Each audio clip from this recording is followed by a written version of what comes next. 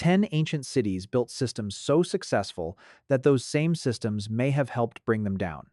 One settlement may have weakened the ground beneath its own well, until part of its fortress collapsed into a sinkhole. Another watched its farmland turn white with salt. And beneath a prehistoric gate in China, archaeologists found more than 80 human skulls.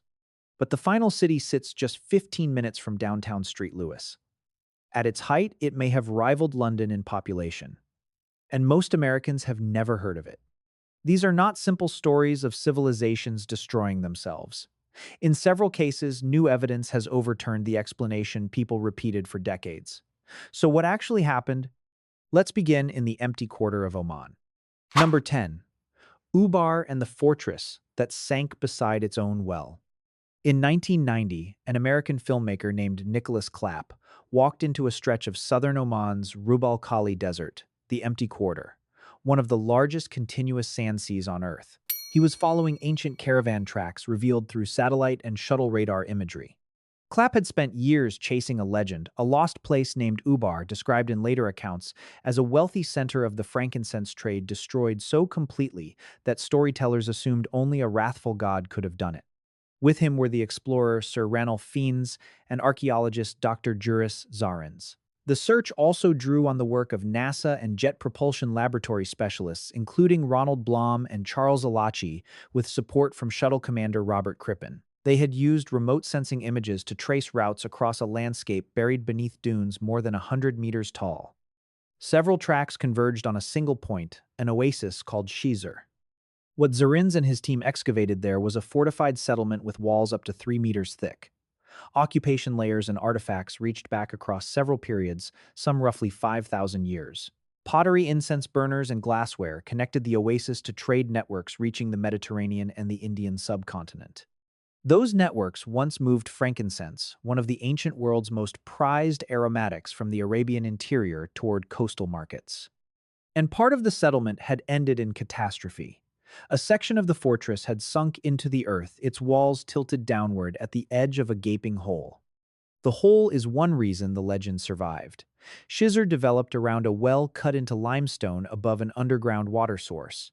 Over time, part of the limestone cavity collapsed, taking a section of the fortress with it. Researchers involved in the discovery proposed that prolonged groundwater withdrawal may have helped undermine the cavity. But the exact balance between natural dissolution, structural weakness, and human water use remains uncertain. Not a raid, not a siege. At least part of the fortress went down because the ground beneath it was no longer solid. The identification, however, never fully closed the case. Zarins later emphasized that Ubar may have referred to a region or a people, not one city. What his team found at Shizr was a fortified oasis and caravan center, not the sprawling metropolis of legend. The sinkhole is real. Its precise history is harder to reconstruct. The people drawing water there could not see the cavity beneath them or measure how its roof was changing. There may have been no single year when the danger became obvious. A place built around its only dependable source of water eventually lost part of its foundation to the geology that had made that water accessible. There is something almost too literal about a settlement that may have weakened the ground by drawing from the well that kept it alive. The frankincense that enriched Shizr's trade routes is still burned in temples and cathedrals today. The cavity beneath the fort is still there, silent, partly collapsed, and still refusing to tell archaeologists exactly how much of the disaster was natural and how much was human. Number 9. Great Zimbabwe and the capital with two different endings. In 1871, a German geologist named Karl Mauch reached the granite hills of what is now southeastern Zimbabwe and encountered something he could not reconcile with his own prejudices. Dry stone walls rose more than 30 feet from the ground, curving in a smooth, mortarless ellipse. No cement held the granite blocks together. Mauch was so unwilling to credit the achievement to the ancestors of the people living in the region that he speculated the walls were connected to the biblical Queen of Sheba. It would take decades of archaeology and a long struggle against colonial mythmaking to establish publicly what the material evidence showed. Great Zimbabwe was an African city built by the ancestors of the Shona people. Researchers like Innocent Pikirai of the University of Pretoria have spent decades reconstructing what happened at Great Zimbabwe. By the 13th century, this Shona-built capital stood inside a trade network stretching to the Swahili coast. Gold and ivory moved outward through ports including Sofala. Glass beads and Chinese porcelain moved inland, sometimes traveling thousands of miles before reaching these hills. The Great Enclosure alone contains close to 1 million carefully fitted granite blocks. They were stacked without mortar into walls that still rise to about 11 meters and extend roughly 250 meters around the enclosure. Pikurai's work, including his study of the Zimbabwe culture, and a 2016 paper in the journal Wires Water, has explored how water grazing cultivation and shifting trade networks may have shaped the city's decline as a political center. Earlier, environmental models emphasized overgrazing wood harvesting and pressure on farmland. Under that interpretation, Great Zimbabwe's economy gradually demanded more from its surroundings than the local landscape could reliably provide. Then, the demographic evidence complicated that story. In 2017, Shadrach Chirikure, then of the University of Cape Town, published research in PLOS One, directly challenging the overpopulation assumption at the heart of the model. Chirikure's team found no evidence of environmental degradation on the scale a city of 20,000 permanent residents should have produced. Their model suggested a much smaller population, possibly only a few thousand at a time. If that estimate is right, Great Zimbabwe was never as ecologically overloaded as the classic collapse narrative requires. Two respected archaeologists working from the same stones, reading two different endings. And even the word abandonment now needs care. Chirikure's research argues that Great Zimbabwe was not simply emptied once and for all. Its role as the center of a powerful state declined, while occupation and cultural connections continued in changing forms. There is no single burn layer invading army or written sentence that explains why political power shifted away. Trade realignment, leadership decisions, environmental pressures, and the rise of competing centers may all have contributed. The Zimbabwe bird carved in soapstone remains the most recognizable witness to that transition. It has watched the city's walls outlast the state that built them, and archaeologists still disagree about exactly what changed first. Number 8. The Hohokam, and one of the largest canal networks in the pre-industrial Americas. In the early 1990s, construction crews expanding Phoenix Sky Harbor International Airport kept encountering the same obstacle: long, shallow trenches cut with geometric precision into the desert floor. Archaeologists, including Douglas Mitchell, worked through cultural resource projects required by the National Historic Preservation Act. They spent years mapping and excavating the trenches. These were remnants of irrigation systems built by people archaeologists have called the Hohokam. Their communities farmed the Salt and Gila River valleys of Arizona for nearly 1,000 years, from roughly AD 475 to 1450. The scale of what they built is still being mapped. Hundreds of miles of hand-dug canals, some more than 20 feet wide, moved water across the Sonoran Desert. By some estimates, the irrigated landscape supported between 24,000 and 50,000 people. They built it without metal tools, without draft animals, and without a written administrative system surviving to tell us who dug, who maintained, or who received water first. Platform mounds like the one now called Pueblo Grande, or Big Village, appeared at important settlements along the canal networks. More than 40 have been identified. They may have served as places for ceremony, leadership, labor coordination, and negotiation over shared resources, including water. But archaeologists still debate how centralized that authority really was. By the 15th century, the great canal systems were no longer being maintained at their former scale. The traditional explanation points to the same desert chemistry that has damaged irrigation projects for thousands of years. When river water evaporates from flooded fields faster than it drains away, it leaves some of its dissolved salts behind. Over time, those salts can accumulate until crops struggle to grow. Under the old interpretation, 1,000 years of irrigating the same desert basin meant 1,000 years of quietly poisoning it. The soil, however, does not support such a simple morality tale. A 2023 study in the Journal of Environmental Quality, led by researcher C.R. Castledine, critically re-examined the salinization evidence. The study found that these farmers managed waterlogging and salt risk for centuries through practices including fallowing drainage and careful control of irrigation. The geological signature of catastrophic collapse-level salinization is harder to find than the traditional story requires. Other researchers point to destructive floods, prolonged droughts, social reorganization, and the growing difficulty of repairing enormous canal systems with a declining labor force. Floods could destroy diversion structures and canal headworks.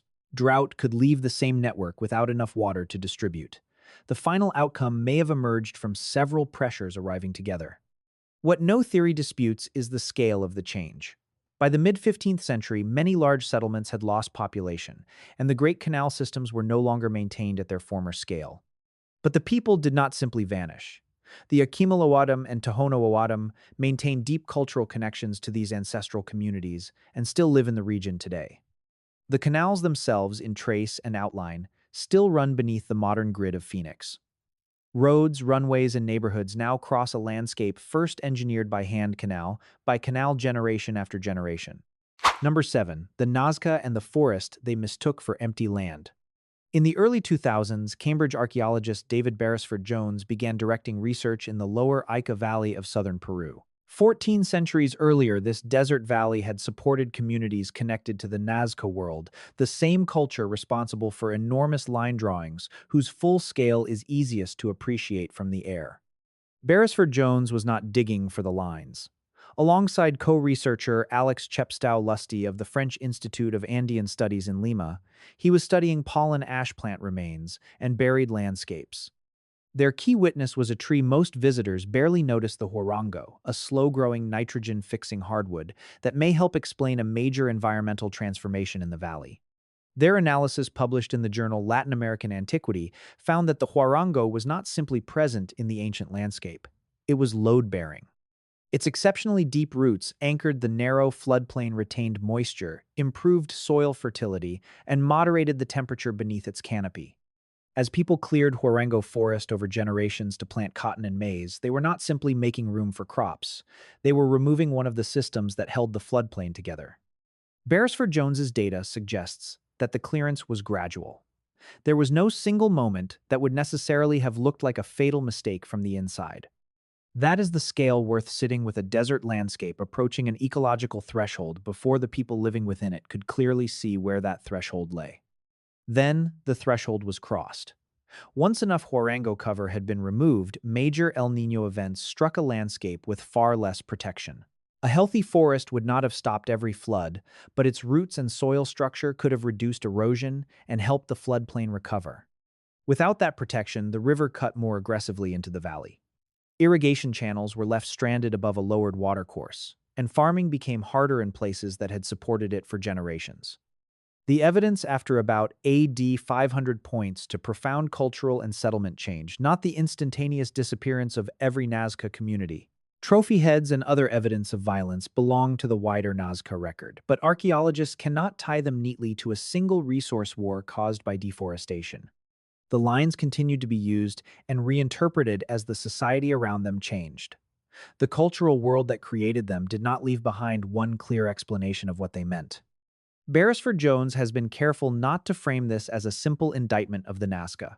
He has pointed out that the same slow-growing huarango forests are still being cut for charcoal today in a fraction of the time they took to grow. A society does not need to be reckless to weaken its own foundation. It only needs to keep doing something reasonable for slightly too long in a landscape with a threshold it cannot clearly see. Number 6. The Trypillia megasites and the houses their own people set on fire. In 2009, geophysicists, working with archaeologist John Chapman of Durham University, ran a magnetometer survey across a wheat field near the village of Nebelivka in central Ukraine. Their screens filled with an extraordinary pattern, the outlines of more than 1,000 timber and clay buildings arranged in concentric rings around open spaces and structures, far larger than ordinary houses. Everything was buried and invisible from the surface. Large Trypillia settlements had been known for decades, but the Nebelivka survey produced one of the clearest plans yet of how an entire megasite had been organized. These settlements belonged to the wider Cucuteni Trypillia culture, which existed between roughly 5,400 and 2,700 BC. The megasite phenomenon itself flourished mainly between about 4,100 and 3,400 BC. Some of these sites covered more land than almost any other known settlement on Earth at the time, centuries before the first walled cities of Mesopotamia.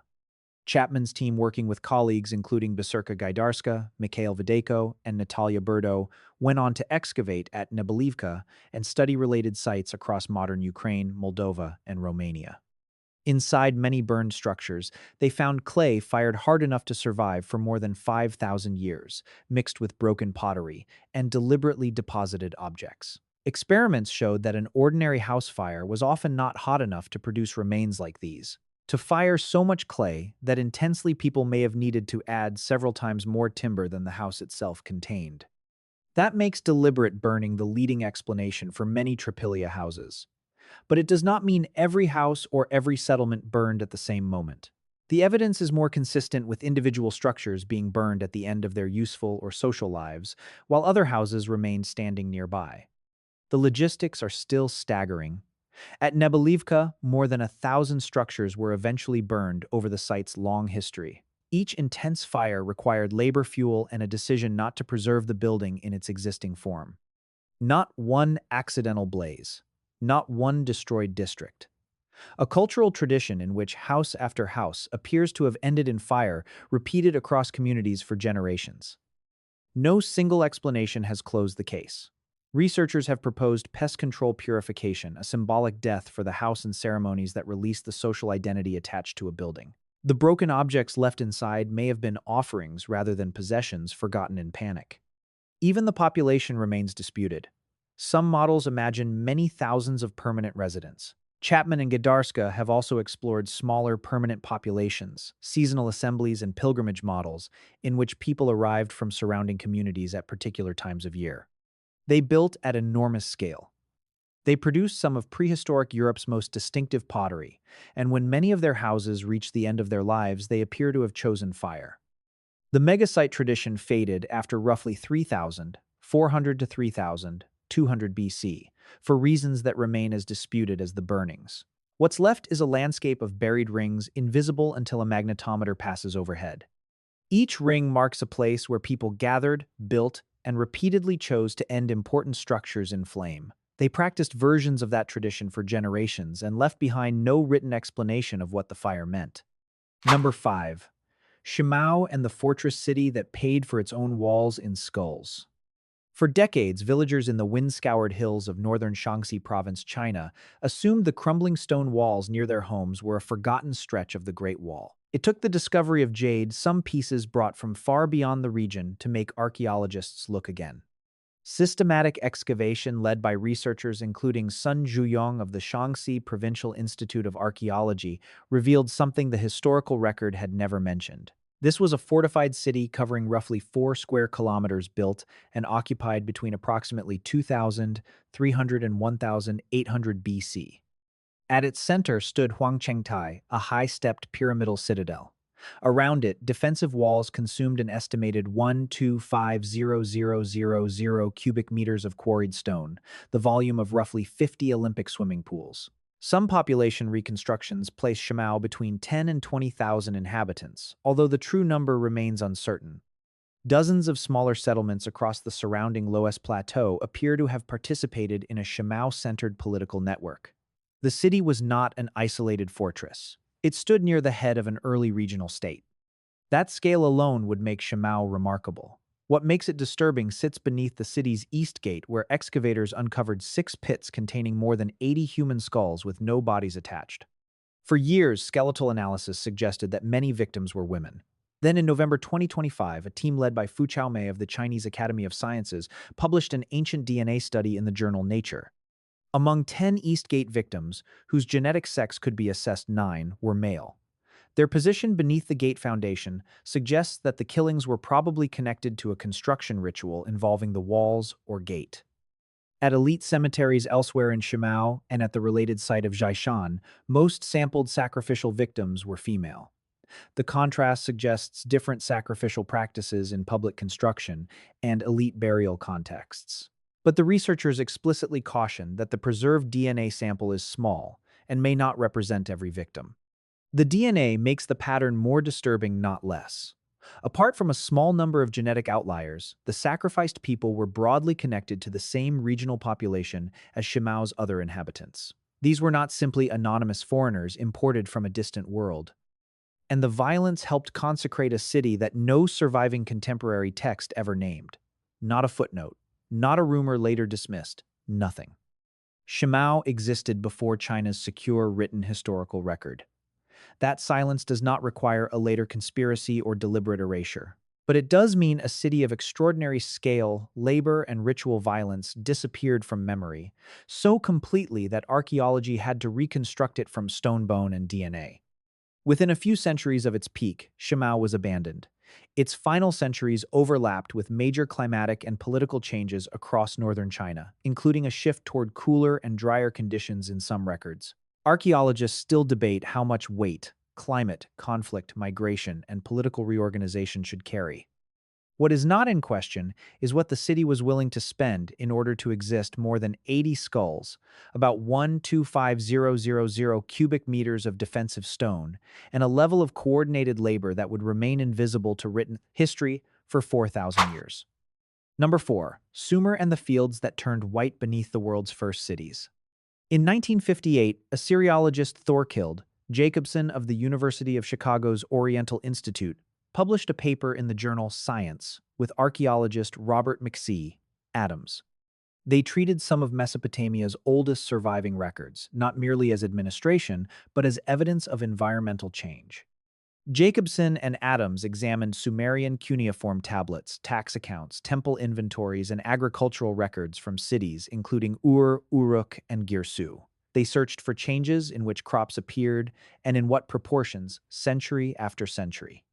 They believed they had found a slow agricultural decline hiding inside humanity's earliest paperwork. At Girsu alone, excavators recovered tens of thousands of administrative tablets. It is a paper trail made from clay, preserving agricultural details that most ancient economies never left behind. The cities of southern Mesopotamia depended on irrigation. The Tigris and Euphrates were powerful but unpredictable, so engineers cut canals that delivered water to fields across an otherwise arid plain. That system created food surpluses large enough to support some of the first urban populations on Earth. But irrigation water carries dissolved salts, and southern Mesopotamia is extremely flat. Drainage is difficult. When water evaporates, some of its salt remains in the soil. If the water table rises, more salt can move into the root zone. Sumerian farmers managed that danger for centuries. But in some districts, the accumulating pressure became increasingly difficult to reverse. The changing balance between wheat and barley provides the most famous clue. Around 3,500 BC reconstructions suggest that southern Mesopotamian farmers grew substantial amounts of both grains. By roughly 2,500 BC, wheat may have fallen to about 1/6 of recorded production. By around 2,100 BC, some estimates put it near 2%. Barley tolerates salt better than wheat. The shift may therefore record a long retreat from increasingly saline fields, not a sudden change between 2,100 and 1,900 BC. Jacobson and Adams also interpreted later administrative figures as evidence of falling barley yields. That part of the reconstruction has been challenged, especially by Assyriologist M.A. Powell, who questioned how some technical terms and yield figures were translated. The white salt, the crop shift, and the agricultural stress are real. The exact size and timing of the decline remain debated. The deeper implication does not stay contained to Sumer. Some of the world's first cities were being weakened, at least in part, by the technology that made their growth possible. The earliest writing was used heavily to track grain labor land and institutional accounts. Early law codes addressed disputes over property and water. The wheel, the sail, and systematic mathematics all developed inside economies, supported by agricultural surplus. Yet, those same economies had to manage salt-silt canals and migrating rivers year after year. Researchers, including M.A. Powell and Mark Altaweel, emphasize that Sumerian farmers were not helpless. They used fallowing drainage crop choice and constant canal maintenance. Warfare, river migration, and political fragmentation also shaped the South's declining power. Salinity did not single-handedly destroy Sumer. It narrowed the margin for survival while other pressures closed in. They built the very first version of everything we now call civilization, and it went white beneath their feet while they were still writing it down. Number 3, Teotihuacan and the fire that targeted the heart of the metropolis. In 2015, anthropologist Linda Manzanilla of the Universidad Nacional Autónoma de Mexico published a study in the Proceedings of the National Academy of Sciences. It proposed a social explanation for the final crisis of one of the largest cities in the ancient world. Manzanilla had spent years excavating neighborhood compounds inside Teotihuacan, the enormous planned metropolis, roughly 30 miles from modern Mexico City. Population estimates vary widely. About 125,000 is often treated as a probable figure, while some reconstructions rise above 200,000. Most residents lived in more than 2,000 apartment compounds. Through the center ran what is now called the Street of the Dead, flanked by the Pyramid of the Sun and the Pyramid of the Moon. The city was already ancient when the Aztecs encountered its ruins centuries later. At sites like Teopancasco, a neighborhood center near the main avenue, Manzanilla's team found a population drawn from many regions. They also found formal burials that included a striking number of decapitated individuals. These deaths belonged to ritual and social practices extending across the compound's history. They should not all be treated as victims of the city's final revolt. The evidence for the final destruction appears elsewhere. Major ritual and administrative buildings along the Street of the Dead show clear burn layers dating to around AD 550. Sculptures inside elite compounds such as Zala were deliberately smashed. Most important, the destruction concentrated on buildings associated with authority. Archaeologists have found no clear material signature of a foreign army taking the city. That pattern makes an internal uprising a strong possibility. Manzanilla's model points to Teotihuacan's own architecture of inequality. The city had absorbed people displaced by volcanic eruptions and other regional changes, folding them into multi-ethnic neighborhoods. There, an intermediate elite of merchants and craft entrepreneurs built economic power by moving prized goods such as greenstone pigments and slate. Some communities remain identifiable archaeologically. The so-called Oaxaca barrio housed a resident Zapotec population with its own tombs and pottery styles. A merchant's quarter maintained connections with the Gulf Coast and Maya lowlands. According to Manzanilla's reconstruction, the central ruling structure eventually tried to tighten control over exchange and over the increasingly powerful neighborhood elites. The tension may have broken into revolt. Under this interpretation, the people who burned the buildings along the Street of the Dead were not foreign raiders. They were residents attacking the architecture of authority inside their own city. That possibility is what makes the discovery unsettling. This was one of the most populous cities in the Americas, a planned multi-ethnic metropolis that had turned migration and specialized production into prosperity. If Manzanilla is right, its central crisis did not begin with an army outside the city. It began when the relationship between the ruling structure and the neighborhood elites could no longer hold. Not simply conquered, not clearly besieged, possibly consumed by an internal revolt. Within a century or two of the fires, much of the remaining population had dispersed into smaller settlements, and the great compounds stood increasingly empty. The pyramids are still there, visited by millions who come to see monumental stone. We still do not know the city's original name, the language most of its residents spoke, or the precise grievance that set the elite center on fire. Teotihuacan is a later Nahuatl name, often translated as the place where the gods were created. The Aztecs encountered the ruins centuries after the city's fall. By then, its builders were already beyond living memory. Number 2, Rapa Nui and the argument over who really felled the forest. In 2005, geographer Jared Diamond published Collapse, a book that turned a small remote Pacific island into the most famous cautionary tale in modern popular science. Diamond's account of Rapa Nui, better known outside Polynesia as Easter Island, described a society that arrived on a forested island, thrived, and began carving the enormous stone moai. Then, in his reconstruction, people cut down the palms for farming, fuel, and statue transport. The result was soil erosion, crop failure warfare, and a population crash from perhaps 15,000 people to only a few thousand before Europeans arrived in 1722. It became the defining parable of ecocide, a society that saw the consequences of its choices coming and could not stop. Evidence gathered since has weakened that standard explanation. Archaeologists Terry Hunt of the University of Arizona and Carl Lipo of Binghamton University have challenged nearly every pillar of the ecocide narrative. Revised radiocarbon dating places initial settlement around AD 1200, leaving less time for the enormous pre-contact population boom imagined in older accounts. Faunal evidence from sites such as Anaquina also revealed the impact of the Polynesian rat Rattus excellens introduced in settlers' canoes. The rats ate palm seeds and could reproduce with extraordinary speed. New modeling by Hunt and Lipo supports a combined process in which rat predation blocked forest regeneration, while human clearing accelerated and reshaped the loss. The forest vanished, but that does not prove the population collapsed with it. A 2024 study, co-authored by LiPo, mapped the island's rock gardens and concluded that this agriculture could support only a few thousand people, not the enormous peak required by the classic ecocide story.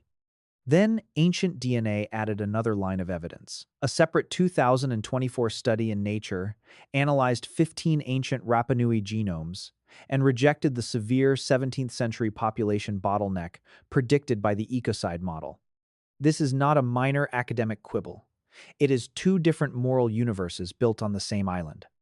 In one, a society commits a slow act of self-destruction and becomes a mirror for our relationship with the planet. In the other, a small and resilient population manages a difficult environment through rock gardens, marine resources, and cooperation.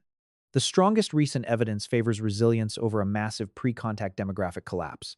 The undeniable population catastrophe came later after foreign contact, through introduced disease and the Peruvian slave raids of the 19th century. The unsettling question is no longer simply why did they destroy themselves. It is whether outsiders turned a complicated environmental history into a fable of indigenous failure, because that story was easier to tell. The Moai are still standing, hundreds of them usually facing inward toward the communities they represented. The Rapa Nui language also survives, although UNESCO describes it as severely threatened by the growing dominance of Spanish. Nearly 900 Moai have been formally catalogued. At Rano Raraku, many remain attached to the volcanic rock, or stand within the quarry landscape. Some were abandoned after carvers encountered flaws in the stone. Others may never have been intended for transport. Still, others were unfinished when the statue-building tradition changed. The forest truly did vanish. What the newer evidence rejects is the neat claim that deforestation triggered a massive pre-European population crash. The people adapted. The simplest collapse story did not survive the evidence. Number 1. Cahokia, the city that may have rivaled London and vanished without leaving us its original name. Drive 15 minutes east from the Gateway Arch in downtown St. Louis across the Mississippi River into Illinois, and you will pass a set of grass-covered hills that many drivers barely register. They are not natural hills. They are the remains of Cahokia. In the year 1100, the highway corridor around you would have cut through the largest known city in North America, north of Mexico. At its peak, Cahokia probably held between 10 and 20,000 people. Depending on which estimate is used for medieval London, the two cities may have been comparable in population. Archaeologists have reconstructed a city covering roughly 6 square miles of the Mississippi River floodplain organized around more than 120 earthen mounds. They were built entirely by hand without draft animals or metal earth-moving tools. The largest, known today as Monk's Mound, rises about 100 feet and covers roughly 14 acres at its base, a larger footprint than the Great Pyramid of Giza. Millions of basket loads of soil went into that structure. Every load was dug, carried, placed, and compacted by human labor through multiple construction phases across generations. Beyond the urban center, farming communities supported a much larger regional population. None of this is speculative or fringe. It is the consensus picture built by mainstream American archaeology over the past century. And yet, ask the average person walking through St. Louis today what stood on the Illinois side of the river 1,000 years ago, and the honest answer for almost everyone is nothing. Not a guess, not even a wrong answer, nothing at all. This is where archaeology still cannot close the case. By roughly 1350, Cahokia was in serious decline. By 1400, its monumental center was largely unoccupied, its plazas, buildings, and earthworks left standing without one final destruction layer to explain the departure. In 2015, researcher Samuel Munoz of the University of Wisconsin-Madison and colleagues published evidence in the Proceedings of the National Academy of Sciences for major Mississippi floods during Cahokia's history. One flood interval overlapped with the broad period in which the city's population began to decline. A 2019 study used fecal stanols preserved in lake sediment as a population proxy. It found that demographic decline coincided with changing precipitation and flood conditions. That is a correlation, not proof of a single cause. Archaeologists Sarah Bears, Melissa Baltus, and Megan Buchanan challenged the flood interpretation, emphasizing that activity and monumental construction continued through parts of the proposed crisis period. Then, a 2021 study led by Caitlin Rankin tested another popular claim that heavy wood harvesting caused local flooding and made Cahokia unlivable. Her excavations found no evidence for that chain of events. Forests were certainly used heavily. But the idea that Cahokians deforested their way into a local flood disaster is not supported by the deposits she examined. No confirmed foreign conquest, no single fire, no environmental trigger large enough to explain the entire transformation by itself. Floods, drought changing, maize, production, political decentralization, migration, health conflict, and social inequality have all entered the debate. Recent work increasingly treats Cahokia's ending not as one catastrophic collapse, but as a long dissolution in which people reorganized elsewhere. The city had moved more earth by hand than almost any society in pre-industrial North America. Then its residents left in groups over generations, walking away from earthworks too large to hide and too permanent to erase. Had Cahokia's urban experiment remained politically stable for a few more centuries, the first Europeans entering the Mississippi interior might have encountered a metropolis with a history older than many cities they had left behind. They did not leave us their own written name for the city. The word Cahokia comes from a later indigenous community encountered by French missionaries more than 3 centuries after the urban center declined. The precise relationship between that community and the original builders is uncertain. The borrowed name became permanent. The city's own name is very likely gone. You may have stood closer to Cahokia than you think on an overpass or exit ramp outside Street Louis, without realizing that the ground nearby once formed the center of the largest pre-Columbian city north of Mexico. Its lesson is less tidy than a story about one fatal mistake. Cahokia survived floods. It adapted to changing conditions. It reorganized more than once. And still, over generations, enough pressures accumulated to empty its monumental center and erase even the name its builders used. That may be more unsettling than a single catastrophe. No final blow, no obvious moment to turn back. Just a city changing decision by decision until one day the largest earthworks on the continent were standing over a place that was no longer a city at all. If you want to see more videos like this, click the video on screen now and make sure to subscribe.